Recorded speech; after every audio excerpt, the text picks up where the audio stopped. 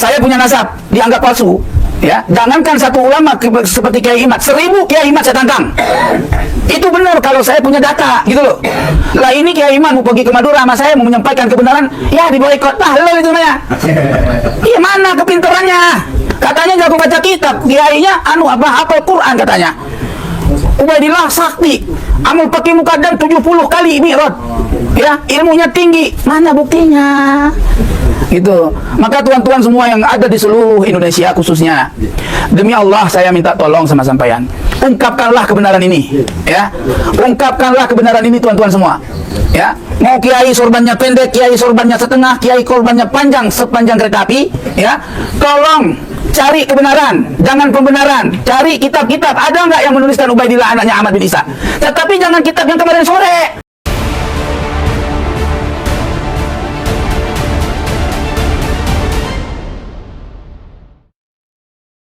Banyak sekarang kok yang dapat paspor nasab itu dari beli. Ada, saya punya jamaah namanya Sutardi, wajahnya kebetulan masih ada kekerabatan, kebetulan wajahnya Arab banget, kita manggilnya Kang Nande. Pernah ditawari oleh habaib, nggak saya sebutkan nama Abdullahnya ya, ditawari itu ya, yang nawarinya jangan disebutkan nama Abdullah alasnya, jangan. Ente mau wajahnya udah pas nih, punya modal wajahnya Arab, ente kalau mau bisa dapat paspor nasab deh dari Robito katanya, kata dia nih, gratis gitu Bib. Enggak, bayar atuh. Bang Haji Roma ini kurang teliti saudara, percaya satu info disebarluaskan dengan sumpah kepada Allah. Demi Allah, saya ditelepon dengan orang yang mengaku dari Robito Alawiyah menawarkan saya nasab. Saya diminta untuk beli nasab. Demi Allah, bahwa apa yang akan saya ucapkan ini hak, benar. Kalau saya dusta, saya dilaknat oleh Allah, siap dilaknat Allah. Saya akan nyatakan bahwa ada seorang Habib bertelepon kepada saya suatu hari. Ini baru beberapa bulan aja. Bang Haji, Assalamualaikum. Ente tuh habaib, ente tuh Habib ini, ente mesti datang ke Rabitoh, harus terima sertifikat. Saya dia bilang kalau nggak salah hari Senin ente ke sana Bang Haji, yang bayarin sertifikatnya nih, ente nggak usah bayar, ane bayarin. Jadi jangan tanya nanti mana orangnya, jangan. Dia sendiri ngomong, ditelepon oleh orang yang laku dari Rabitoh Alawiyah. Telepon dulu dong ke Rabitoh, bener apa enggak? Bukan langsung bersumpah saudara di hadapan media terus disebarluaskan, itu fitnah. Berapa? Ditawarinya 30 juta. Boleh cross check, ada di Facebook itu, Kang Nande Sutardi Betex itu disebutnya. Kemudian wah Beb, mahal banget itu. Akhirnya turun dikurangi sampai mentok di 7 juta. Ya udahlah, 7 juta nggak apa-apa deh, tapi jangan di bawah itu, nggak bisa deh katanya. Pokoknya kata mereka seperti itu. Dan Rabitoh Alawiyah sudah bikin pernyataan, tidak pernah saudara menjual nasab atau menawarkan orang untuk beli nasab, nggak ada. Jadi dibantah, ada pernyataan seorang artis dangdut saudara, Robito membantah, Robito tidak pernah kirim orang dan tidak pernah telepon orang. Tapi enggak lah Bib katanya, buat apa? Nanti apa naik stratanya. Jadi memang menjadi sebuah modal untuk cari duit ya. Dan ini banyak terjadi, bukan cuma murid saya yang satu ini saja. Nah, jadi siapa itu yang telepon? Mestinya tabayun dulu ke Robito, habis tabayun, oh ternyata enggak, telepon lagi tuh orang, bajingan lu ngebohong, ngaku-ngaku dari Robito, begitu dong. Itu baru satria bergitar, bukan satria, betul? Tanya tabayun saudara. Nah, sampai akhirnya orang geger di mana-mana saudara. Nggak boleh. Pengakuan asli boleh di cross check, dan orang yang menawarinya itu masih hidup dan tinggal di Karawang juga. Ketika belum lama ini, pekan lalu Kang Sutardi ketemu lagi dengan orang tersebut malunya minta ampun katanya. Siap bersama habaib, siap dukung Ba'alwi, siap sikat bekal-bekal nasab, takbir. Hati-hati kalian, jangan ikuti asal khutbah, tapi ternyata tujuan mereka ingin memperbudak bangsa kalian sendiri. Rasul membawa Islam untuk membebaskan perbudakan, tapi ada saat ini orang ngaku-ngaku turunan Rasul, tapi demennya memperbudak bangsa sendiri. Tengok, unyil, gua kepret masuk kuburan. Kalau cuma pakai pakaian kemudian tujuannya sombong masuk neraka, apalagi kesombongan dengan maksiat.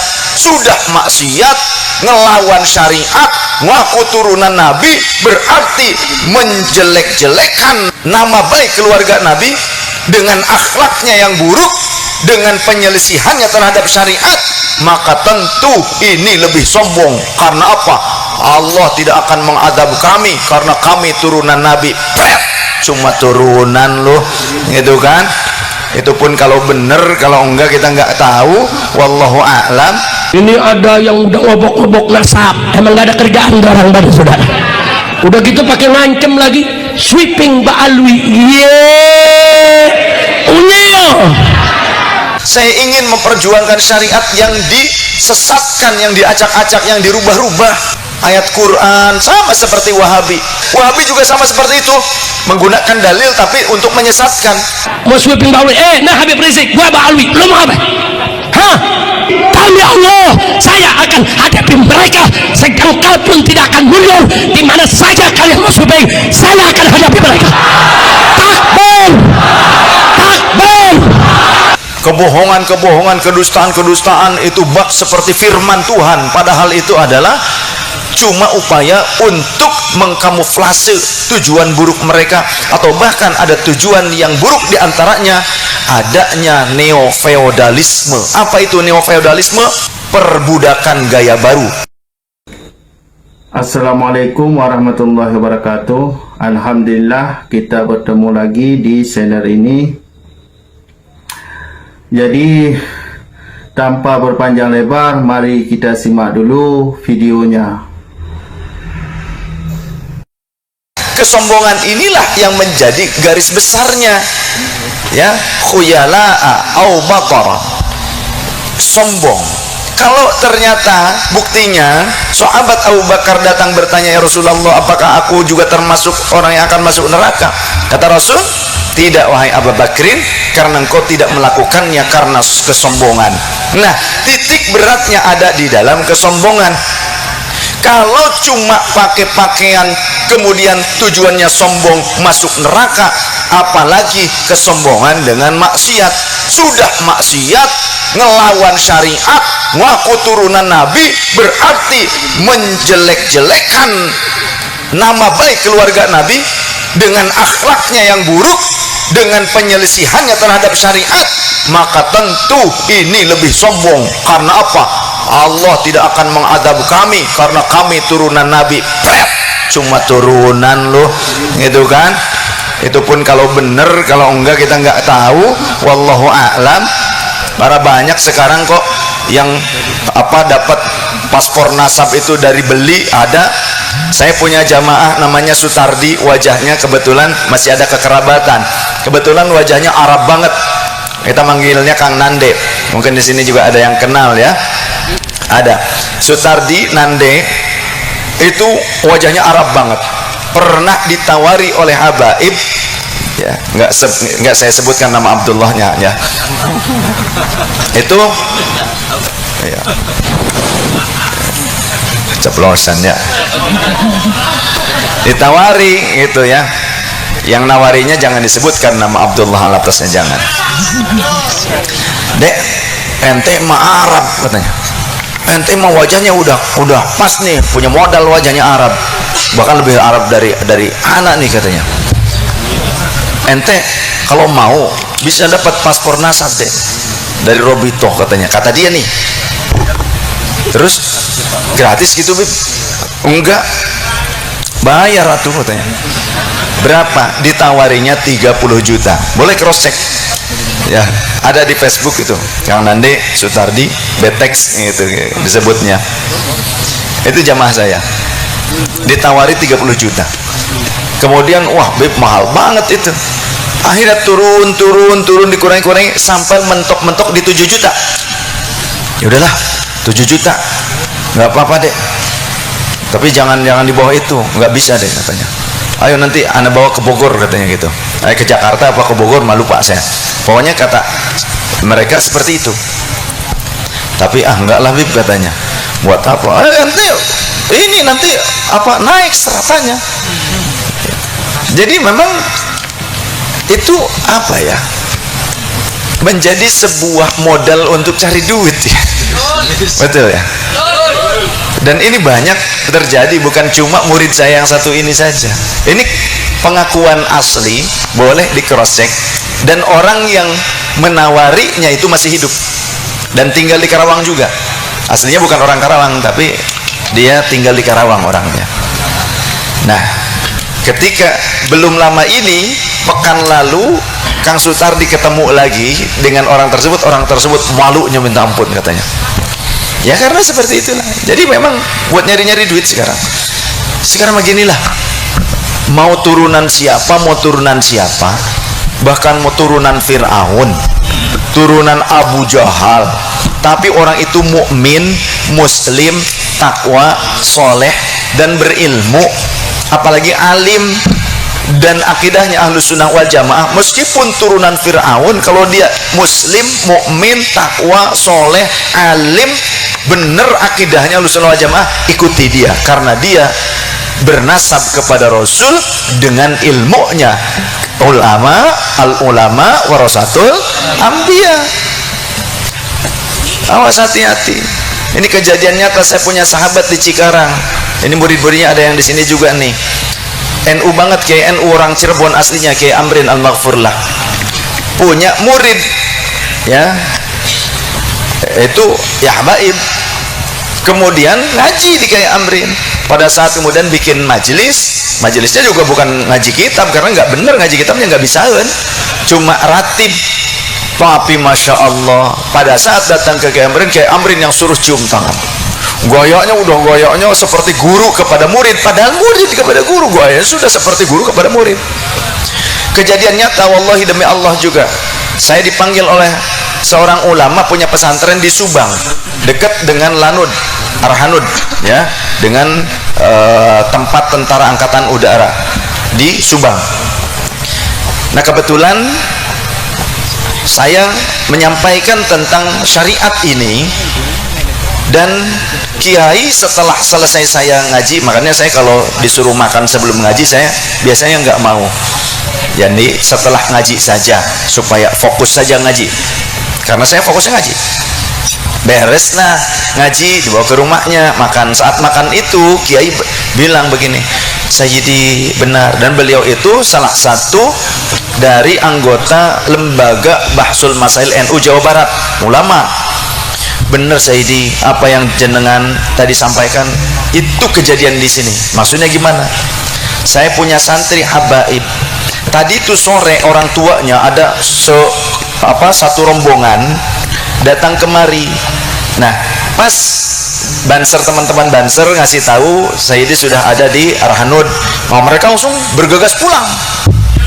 Sieun jeung nama ya, wedian apa grandong. Ya, anak buah mak lampir kieu-kieu. Lawas kula ning Cirebon gitu kan. Kan di Cirebon gitu kan. Di gunung dulu, di Kuningan juga, di atas gunung, di Gunung Sari saya dulu pernah. Jadi kemudian terus kenapa? Ya seperti itulah. Bahkan bicaranya mohon maaf katanya, antum katanya ini bukan Habib, saya ini Syarif, saya ini Sayyid. Ya, saya bukan Habib, saya Sayyid, saya Syarif. Leluhur saya ada Syarif Abdurrahman Al-Hasani, ada Syarif Hidayatullah Al-Husaini. Leluhur saya pancer dari kakek dan nenek saya bermuara ke ayah saya Al-Hasanain. Saya bukan Habib, saya ini Sayyid Syarif gitu. Ya kalau memang disebutkan kata mereka Habib palsu, memang bukan Habib, saya ini Sayyid Syarif gitu. Jadi nggak ada hubungannya, nggak ada urusan gitu ya. Nah, kemudian kenapa emang? Ya begitulah. Terus mereka ke panjenengan kiai, ke pangarsa mau ngapain? Biasa malakin, minta ini, minta itu. Anaknya juga yang dititipin di sini jadi santri, itu juga pernah malak saya. Astagfirullah. Gimana? Suatu ketika saya keluar dari masjid pakai kain sarung BHS. Itu anaknya yang mondok di saya di sini, mondok di situ santri. Bilang, "Kiai, ya Bib, itu saya pengen sarungnya Kiai," katanya. "Sarung yang mana Bib, yang ini?" "Iya, yang dipakai," katanya. Jangan yang ini mah sudah dipakai, ada di rumah yang baru, yuk ke rumah saja. Nggak mau kiai, pengen yang itu, harus dilepaskan. Untung kiainya pakai celana komprang kayak saya, kalau enggak kan penting gobal gabel. Ini saya berani sumpah wallahi, ya, nyata. Sebetulnya jangan diumbar sumpah itu, tapi ini harus menjelaskan bahwa ini nyata. Untungnya sudah selesai. Kalau tadi ketemu tak gaplokin langsung. Oh, saya mah begitu, masa bodoh.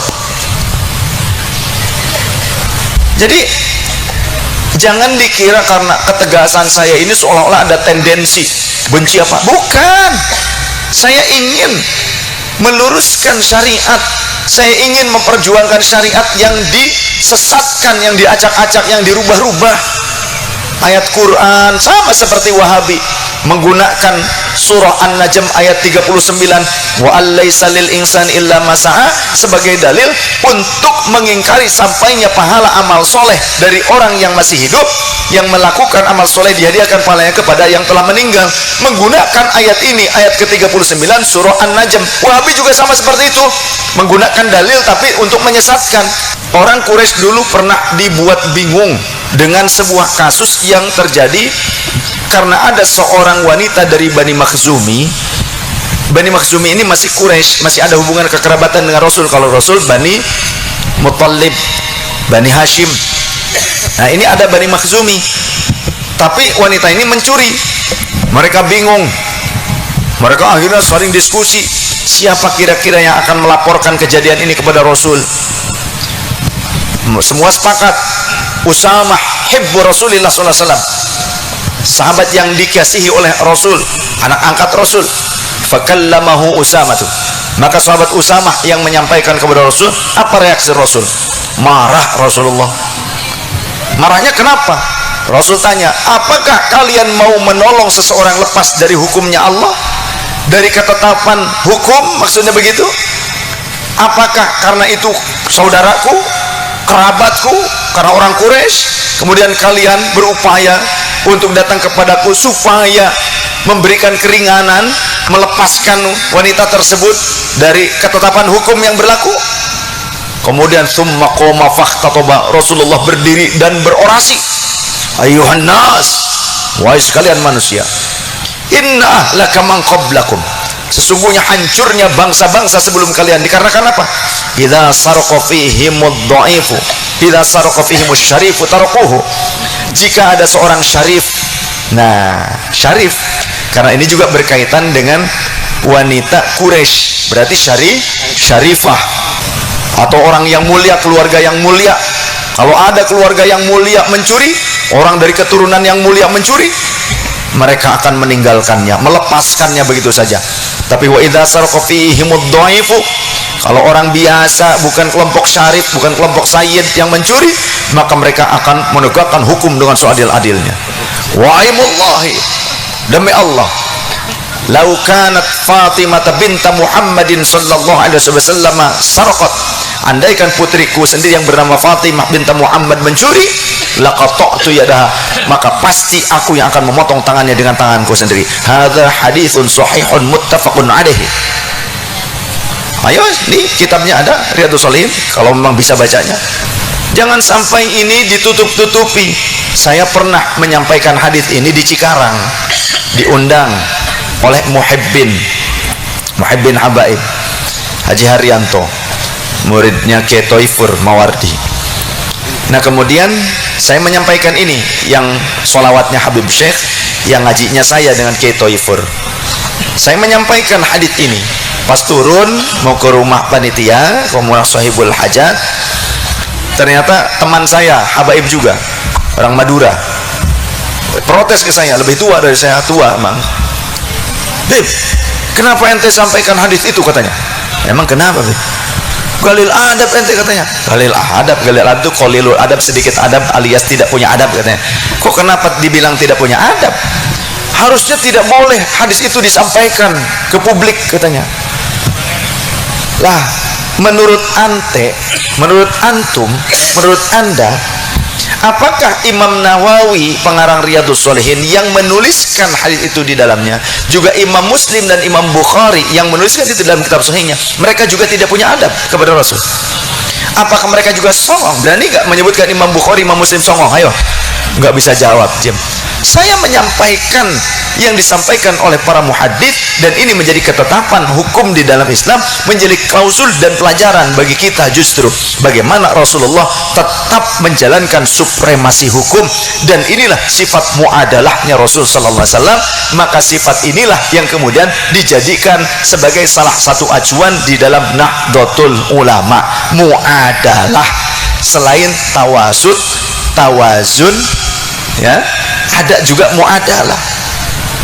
Maka kita ini ngikuti Rasulullah harus berlandaskan istidlal yang valid dengan dalil-dalil yang valid. Maka jangan sampai cuma menggadang-gadang nama besar Rasulullah, tapi kita malah mempermalukan Rasulullah sallallahu alaihi wasallam. Atau barangkali ada yang mau mengingkari keterangan saya, sini boleh, nggak apa-apa, langsung di panggung di sini lah, nggak usah nanti. Ya, seperti kemarin ada yang protes waktu di Tegal. Saya belum lama ngomong, saya baru sedikit ngomong tentang akhlak Rasul, ajalan Rasul. Saya tidak membahas tentang perbandingan nasab, tidak. Itu langsung, mohon maaf ya, katanya, jangan bahas tentang nasab. Tentang nasab, kata saya. Nah, ini saya sedang berbicara tentang masalah akhlak, dalil-dalil akhlak, gitu ya. Itu ada yang protes begitu. Saya tantang akhirnya, sini, biar jangan diusir, maju ke depan, berani tidak? Ayo kita buka-bukaan. Oh gitu dong, gentle, jangan banci kaleng, ya. Bisanya cuma cuap-cuap, marah-marah doang. Ilmiah, betul tidak? Jadi jangan cuma bisanya marah-marah, persekusi, pret. Lu pikir gue takut kali? Ternyata makin jadi gitu kan, makin menyala. Waduh. Kalau kita, selama kita berpegang teguh pada syariat, gak usah takut, teman-teman, sahabat-sahabat, para kiai. Saya ingin memberikan penegasan dan motivasi kepada para kiai, juga buat panjenengan semua. Selama kita berpegang teguh, berpijak pada syariat yang benar, jangan pernah takut untuk memperjuangkannya. Setuju? Jangan malah justru kedustaan itu diperjuangkan, kebohongan, fatwa-fatwa yang aneh, fatwa-fatwa yang nyeleneh, yang menjauhkan umat Islam daripada ajaran Islam yang benar, malah dibela. Jangan seperti itu. Kebohongan, kedustaan itu bak seperti firman Tuhan, padahal itu adalah cuma upaya untuk mengkamuflase tujuan buruk mereka, atau bahkan ada tujuan yang buruk diantaranya adanya neo-feodalisme. Apa itu neo-feodalisme? Perbudakan gaya baru, perbudakan spiritual. Saya menentang tentang hal itu. Saya ingin panjenengan bisa memuliakan para guru ngaji di kampung panjenengan masing-masing, mengagungkan, memuliakan, menghormati para kiai yang mereka telah mengajarkan kalian membaca Al-Quran sampai paham kalamnya Allah dengan benar membacanya. Mereka yang mengajarkan wudhu yang benar, sholat yang benar, mengajarkan haji yang benar, mengajarkan tujuan-tujuan hidup yang benar lillah karena Allah Ta'ala. Mereka lah yang lebih pantas kalian agungkan dan menghormati. Hati-hati, kalian jangan ikuti asal khutbah, tapi ternyata tujuan mereka ingin memperbudak bangsa kalian sendiri. Islam dibawa oleh Rasulullah untuk membebaskan manusia dari perbudakan. Makanya contoh klausul fikih, klausul syariat, kalau ada suami istri di bulan Ramadan siang hari kikuk, ngerti gak? Kikuk begitu, ngelepek manuk. Kalau di siang hari Ramadan saat puasa suami istri ternyata kikuk, berjima, bercinta, you know, making love. Itu kafarahnya apa? Itqu raqabatin, membebaskan hamba sahaya yang paling utama. kemudian turun kalau tak mampu membebaskan hamba sahaya maka puasa 2 bulan berturut-turut, kalau tak mampu memberikan makan 60 orang fakir miskin. Berarti Islam itu datang untuk membebaskan perbudakan. Kemudian banyak hadits yang menjelaskan siapa yang membebaskan hamba sahaya maka dia mendapatkan surga. Rasul membawa Islam untuk membebaskan perbudakan, tapi ada saat ini orang ngaku-ngaku turunan Rasul tapi demennya memperbudak bangsa sendiri, memperbudak bangsa kita, memperbudak masyarakat umat Islam. Harusnya menyayangi. Rasul di akhir hayatnya kalimatnya apa? Ummati, ummati, kaifali ummati. Itu pesan Rasulullah yang diperjuangkan Rasul. Ya, awas jangan salah mencintai. Iya.